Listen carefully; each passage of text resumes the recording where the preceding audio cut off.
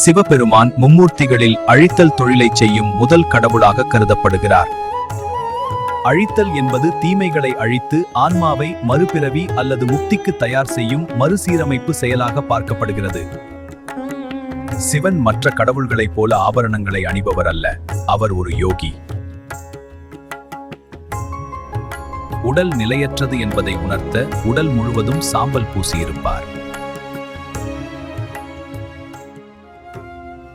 பார்க்கடலை கடைந்த போது வெளிவந்த ஆலகால விஷத்தை உலகை காக்க சிவன் உண்டார்.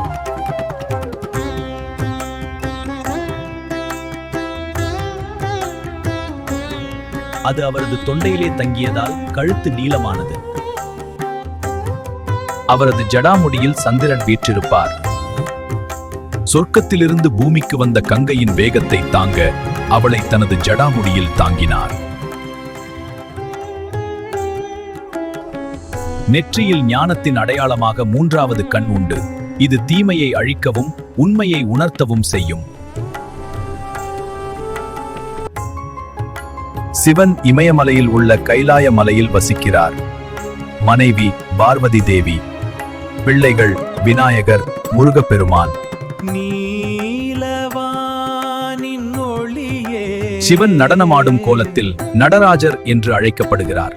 அவரது தாண்டவம் பிரபஞ்சத்தின் இயக்கத்தை குறிக்கிறது. ஆனந்த தாண்டவம் படைப்பின் மகிழ்ச்சி. ருத்ர தாண்டவம் தீமையை அழிக்கும் கோபம். சிவபெருமானுக்கு உகந்த நாள் மகா சிவராத்திரி. ஒருமுறை பிரம்மாவிற்கும் விஷ்ணுவிற்கும் இடையில் யார் பெரியவர் என்ற போட்டி வந்தது. அப்போது சிவன் ஒரு பிரம்மாண்டமான அக்னி தூணாக லிங்கோத்பவர் நின்றார். அதன் அடியை காண விஷ்ணு வராகமாக பூமிக்குள் சென்றார். அதன் முடியை காண பிரம்மா அன்னமாக வான் நோக்கி பறந்தார். இருவராலும் சிவபெருமானின் ஆதியையும் அந்தத்தையும் காண முடியவில்லை. இறுதியில் இருவரும் சிவனை வணங்கி அவரே முழுமுதற் கடவுள் என்பதை உணர்ந்தனர். அன்போடு ஒரு வில்வ இலையை சமர்ப்பித்தாலே அருள் புரிவார் என்பதால் அவரை அசுதோஷ், எளிதில் திருப்தி அடைபவர் என்று அழைக்கிறார்கள்.